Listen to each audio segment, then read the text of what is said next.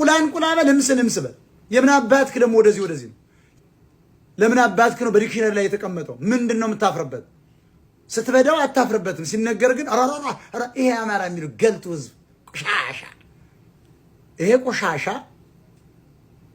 ከአማራ ህዝብ ላይ እስከሚወገድ ድረስ በቪዲዮ ወጥቶ እስከሚታይ ድረስ እናቱን የሚበዳ ቆሻሻ እሱ እናቱን ሲበዳ ሳትቃወም እኔን ለምን አባትክ ነው ተናገርከው የምትለኝ ብልት ምናምን አልልህም እምስ ብዬ ነው የምጠራው ለምን አባትክ ነው በዲክሽነሪ ላይ የተቀመጠው ምንድነው የምታፍርበት